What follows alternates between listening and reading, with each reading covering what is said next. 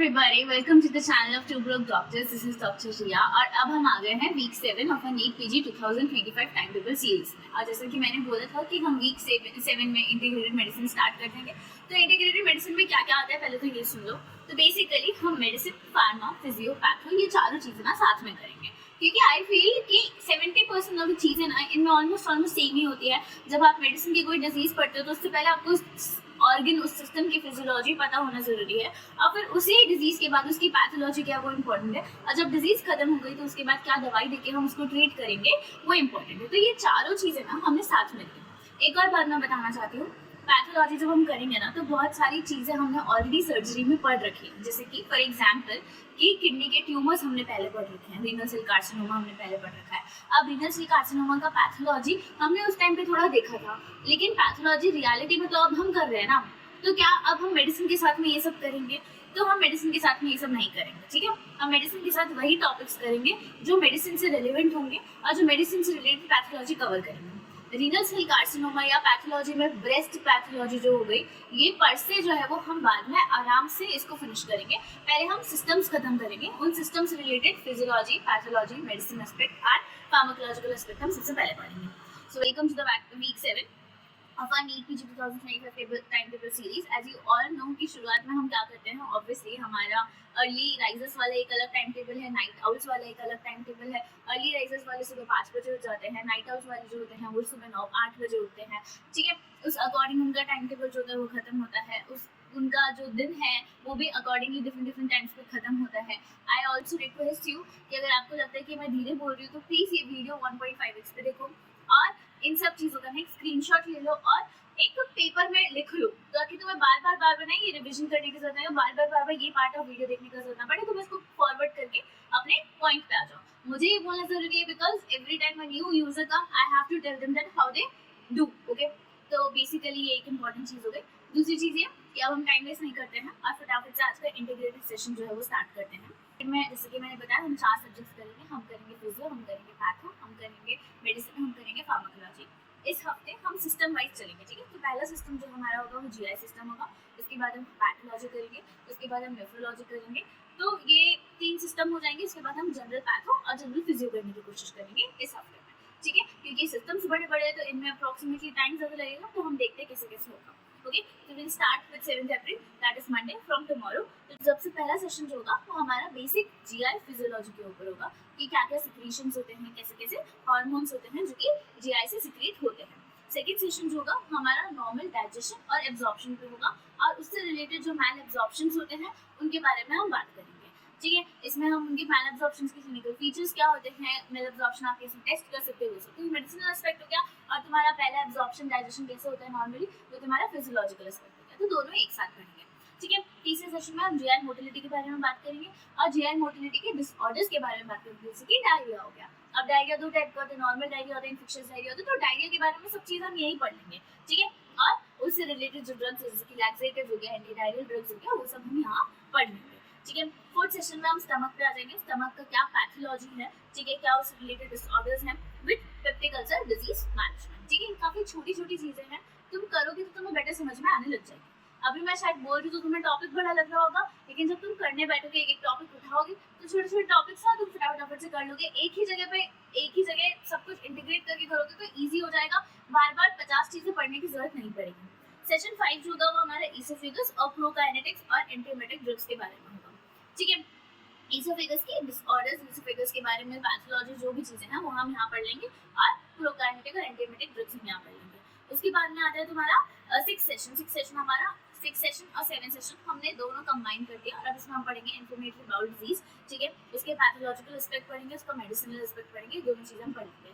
8 session हमारा other intestinal disorders के ऊपर होगा, जैसे कि आईबीएस हो गया, गैस्ट्रोनोमा हो गया, ये सब चीज़ें हम 8 सेशन में करेंगे। और उसके बाद 9, 10, 11 सेशन तुम्हारे एज यूजुअल एमसीक्यूज होते हैं, वो तुम करो, ठीक है। उसके बाद तुम्हारा जीआई जो है यहाँ पे एंड हो चुका है। एक ही दिन में तुमने हमारा अप्रॉक्सीमेटली तुम्हारा जीआई एंड कर दिया। इससे ज़्यादा medicinal, physiological and pathological aspect में जीआई नहीं है।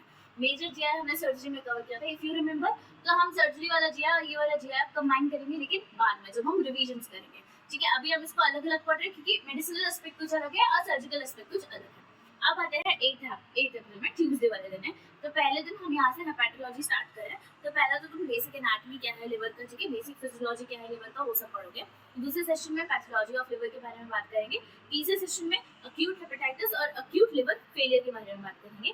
फोर्थ सेशन में हम क्रॉनिक हेपेटाइटिस के बारे में बात करेंगे। अब क्रॉनिक हेपेटाइटिस में क्या आता है, सिरोसिस आता है, पोर्टल हाइपरटेंशन आता है, ठीक है, एसाइटिस आता है, हेपेटोरेनल सिंड्रोम आता है, हेपेटिक एन्सेफेलोपैथी आती है। क्योंकि ये 15-15 मिनट के कुछ 5-6 टॉपिक्स होगा, तो हमें काम करते हैं 2 सेशन से होता है। तो फोर्थ और फिफ्थ सेशन जो है हम इसमें करेंगे, ठीक है। फिर 6 सेशन में हम हेपेटाइटिस बी और हेपेटाइटिस सी वायरस के बारे में बात करेंगे। और 7 सेशन में मेटाबॉलिक डिसऑर्डर्स जो है लिवर के और ऑटोइम्यून जितने भी हेपेटाइटिस हैं उनके बारे में हम बात करेंगे। 8 सेशन में हम अल्कोहलिक लिवर डिजीज और नैश के बारे में बात करेंगे, नॉन अल्कोहलिक स्टीरोइड हेपेटाइटिस के बारे में बात करेंगे। बहुत छोटे छोटे टॉपिक है, करोगे तो तुम्हें अच्छे से समझ में आएगा। मैं वापस बोल रही हूँ कि कुछ कुछ चीज़ों में मैं पहले बोल देती हूँ कि क्वेश्चंस करो, थ्योरी कम करो, लेकिन यहाँ पे थ्योरी अच्छे से पढ़ोगे तो क्वेश्चंस बहुत अच्छे से लगेंगे। तो थ्योरी का रिवीजन यहाँ पे बहुत इंपॉर्टेंट है। प्लीज़ एक बार मेरी बात सुनो। इंटीग्रेटेड सिस्टम जो है वो जैसे मैं बता रही हूँ तुमको, जिस जिस चीज़ में मैंने बोला है उसकी थ्योरी बहुत अच्छे से पढ़ लो। तो बाद में ना हम जब रिवीजन करेंगे ना तो हमारे लिए बहुत स्मूथ हो जाएगा। तुम्हें पता भी नहीं चलेगा रिवीजन कब तुम्हारा जल्दी खत्म होगा और इतने सारे सब्जेक्ट्स तुमने एक साथ कवर कर लिए, ठीक है। उसके बाद आता है तुम्हारा 9 अप्रैल वेडनेसडे आ गया, ठीक है। 9th and 11th सेशन तुम्हारे ट्यूसडे को एमसीक्यूज आएंगे। 9 अप्रैल वेडनेसडे को हम क्या करेंगे, पहला सेशन हमारा बिलियरी सिरोसिस और वेस्कुलर डिसऑर्डर्स ऑफ लिवर पे होगा। और दूसरा सेशन कुछ भी अब अगर जीआई या हेपेटोलॉजी में तुम्हारा रह गया है तो तुम वो कर लो, ठीक है। अब यहाँ पे हमारा हेपेटोलॉजी खत्म, हमारा गैस्ट्रोइंटेस्टाइनोलॉजी खत्म, ठीक है। अब स्टार्ट करते हैं नेफ्रोलॉजी। थर्ड सेशन में हमारा स्टार्ट होगा ट्यूबुलर एनाटॉमी, जुक्स्टाग्लोमेरुलर एपरेटस और ग्लोमेरुलस का एनाटॉमी, ठीक है। तो ये बेसिकली इनका फिजियोलॉजी, इनका एनाटॉमी हम यहीं पढ़ेंगे। ट्यूबुलर का एनाटॉमी देख लो, जुक्स्टाग्लोमेरुलर एपरेटस का फिजियोलॉजी देख लो और ग्लोमेरुलस का एनाटॉमी देख लो।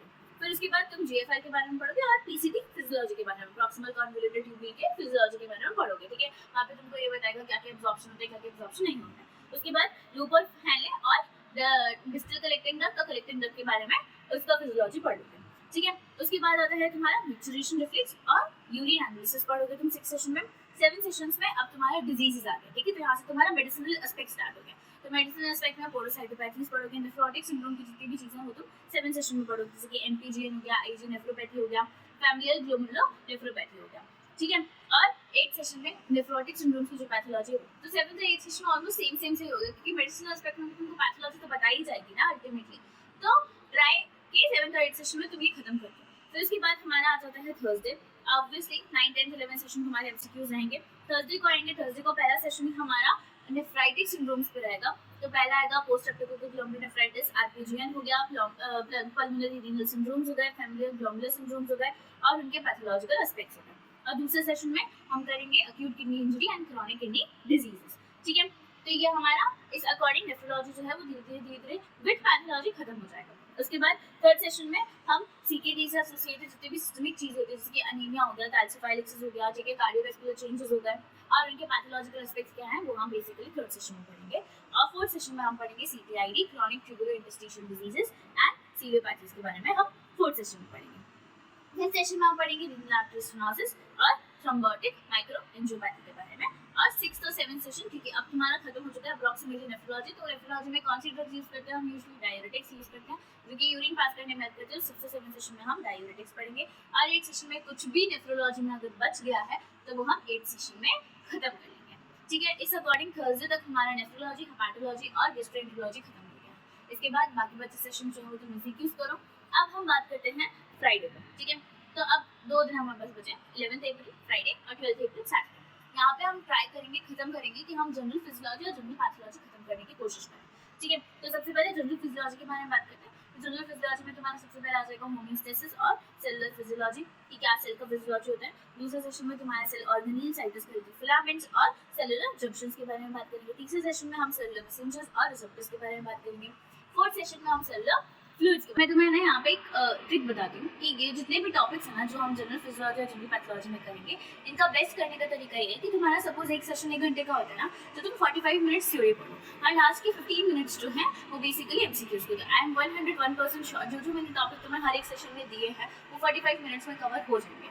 सपोज अगर तुम्हारा स्पीच स्लो है या तुम नहीं कर पा रहे हो 45 मिनट्स में, तो टेंशन की कोई बात नहीं है। ट्राई टू फिनिश थ्योरी, हम एमसीक्यूज करेंगे, 1 एमसीक्यूज फिनिश करने का पूरा कोशिश करेंगे, बट ट्राई पहले वाला मेथड जहाँ पे तुम 45 मिनट्स थ्योरी पढ़ रहे हो, 15 मिनट्स क्वेश्चन कर रहे हो, ठीक है। उसके बाद हमारा 5th सेशन जो होगा वो मेम्ब्रेन, ट्रांसपोर्ट और पोटेंशियल्स के ऊपर होगा।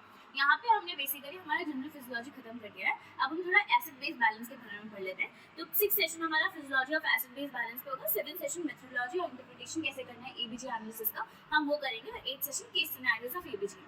इन दो चीज़ों के लिए ना मैं तुम्हें एक वीडियो बताती हूँ, अगर तुम्हारे पास मैरो है और राकेश नायर सर का एक इंटरप्रिटेशन ऑफ एबीजी और केस सिनेरियोज पे है, बेसिकली एक क्लास है, ठीक है, दो सेशंस है उनके इस पे। आई 101% रिकमेंड यू दो सेशंस, बिकॉज उन सेशंस के बाद में तुम्हारा एबीजी जितना क्लियर होगा उतना किसी के बाद भी नहीं होगा। I know there are many other good teachers but I personally recommend them, okay. तो इसके बाद आगे बढ़ते हैं। तो अब इसके बाद हम 12 अप्रैल पे आ गए। बाकी सारे सेशंस हमारे एमसीक्यूज होंगे। सैटरडे को हम जनरल पैथो स्टार्ट करेंगे। पहला सेशन हमारा सेल एडेप्टेशंस और सेल इंजरी के ऊपर होगा। फिर तीसरा सेशन हमारा सेल डेथ और इंट्रासेलुलर एक्यूमुलेशंस जो भी हो जाती है उनके बारे में होगा। 3 और 4 सेशन जो है वो हमारा अक्यूट और क्रॉनिक इन्फ्लेमेशन और मीडिएटर्स ऑफ इन्फ्लेमेशन के बारे में होगा। 5th सेशन हमारा वुंड हीलिंग और हीमोडायनेमिक्स के बारे में होगा, टिश्यू रिपेयर के बारे में होगा। 6 सेशन जो है वो हाइपर सेंसिटिविटी रिएक्शंस के बारे में होगा। 7 सेशन तुम्हारा अमाइलोइडोसिस और इम्यूनोडेफिशिएंसी डिसऑर्डर्स के बारे में होगा। और लास्ट में 8 सेशन जो है 8, 9, 10, 11 तुम्हारा एमसीक्यू सेशन होगा। इसके बाद तुम्हारा ये हफ्ता जो है वो खत्म हो जाता है। इस हफ्ते में हमने बहुत कुछ किया है। हमने 3 सिस्टम खत्म किए हैं, जीआई खत्म किया है, पैथोलॉजी खत्म किया है, नेफ्रोलॉजी खत्म किया है। साथ में हमने जनरल फिजियो और जनरल पैथो का भी हाफ से ज़्यादा पोर्शन खत्म कर दिया है, ठीक है। जनरल पैथो का जो बचा हुआ न्यूप्लेजिया और मेंडेलियन डिसऑर्डर्स वाला जेनेटिक्स वाला जो पोर्शन है वो हम नेक्स्ट वीक कवर कर लेंगे। Don't worry about that. Questions का ज़्यादा टेंशन नहीं लेना है। अगर तुम इन सब ये जो इंटीग्रेटेड वाले सिस्टम में तुम अगर थ्योरी पढ़ते हो और थ्योरी समझ के पढ़ते हो ना, तो तुम्हारे इससे 2 काम होंगे फ्यूचर में। आगे इन जनरल लाइफ में as a doctor you will not lag behind, okay, you will know about certain things, ठीक है। ये तुम्हारे बेसिक नॉलेज के लिए ही है। Patho, physio, medicine, pharma, these are the basic things, ठीक है। तो तुम्हें बेसिक नॉलेज के लिए भी मिल जाएगा। दूसरी चीज़ ये एग्जाम में भी it will be very helpful for the questions who you might not know. और तीसरा कि थ्योरी पढ़ने से तुम्हें कॉन्फिडेंस भी आएगा और क्वेश्चंस तुम्हारे बहुत इजीली लग जाएंगे, ठीक है। तो इसलिए थ्योरी पढ़ना इनका बहुत इंपॉर्टेंट है। क्वेश्चंस हमें लगाना वो भी बहुत इंपॉर्टेंट है, लेकिन क्वेश्चंस के लिए हम जो डेडिकेटेड 3 सेशंस दे रहे हैं, try to finish questions in these sessions only, ठीक है। और बीच बीच में ये जो शुरू की 8 सेशंस है, अगर इनमें तुम 45-15 का रेशियो कर सको तो लेट्स डू दैट ऑल्सो, ठीक है। तो उसके बाद हमारा 13 अप्रैल संडे आ गया है। अब देखो जीटी या रिव्यू जीटी, अब मैं क्या बोल रही हूँ, अब मेरे पास बहुत सारी क्वेरीज है कि मैम जीटी तो हर हफ्ते नहीं आता, तो what is the point of giving GT every week ना। पुराने जीटीज देके भी क्या ही करना, और पुराने जीटीज भी अल्टीमेटली खत्म हो जाएंगे। आपने तो 7 हफ्ते के 7 जीटी बता दिए ना। तो देखो अगर किसी दिन तुम्हारे पास जीटी नहीं होता है देने को या करने को, डोंट वरी अबाउट इट। जो पुराना जीटी है उसको रिव्यू कर लो, वो भी हमारा हो चुका है। तो फिर उसके बाद जो 3 घंटे हैं उसमें क्वेश्चंस कर लो और उसके बाद पूरा दिन रेस्ट करो। मेरा कहने का मतलब ये है कि अगर तुम्हें 3 घंटे की सिटिंग देना आ जाएगा, 3 घंटे का जीटी देना है या कोई टेस्ट प्रैक्टिस करना आ जाएगा, तो it would be way better for you as compare to going naive in the exam, giving the exam for the first time, ठीक है। So that's it for today's video. Thank you for watching this video. Please spread this video as much as possible so that the people can get help if you are getting help from this video. ठीक है, integrated वाला हमने पहली बार start किया है। I hope आप लोग को पसंद आया हो, आई होप आप लोग को तरीका पसंद आया हो। Please don't worry about anything else कि हमारा ये टॉपिक रह गया, हमारा ये टॉपिक रह गया। विल कवर एवरीथिंग, जो भी अभी रह जाएगा हम रिविजन में उसको कवर कर देंगे। रिविजन में हम इससे एक लेवल ऊपर इंटीग्रेटेड करेंगे, जहाँ पे हम एनाटॉमी का कुछ पार्ट उठाएंगे, फिजियो का कुछ पार्ट उठाएंगे, पैथो का कुछ पार्ट उठाएंगे, ठीक है, सर्जरी का कुछ पार्ट उठाएंगे। सब मिला मिलू के ही हम कुछ काम करेंगे। Don't worry about that. अभी के लिए हमने सिंप्लीफाइड करने के लिए इसको अलग अलग करके रखा है। अभी हमने सिर्फ 4 सब्जेक्ट्स इंटीग्रेट किए, तब शायद हम 7 to 8 सब्जेक्ट्स इंटीग्रेट करेंगे। So don't worry about that. Please like, share and subscribe this video and share it as much as possible. Okay, thank you. Bye bye.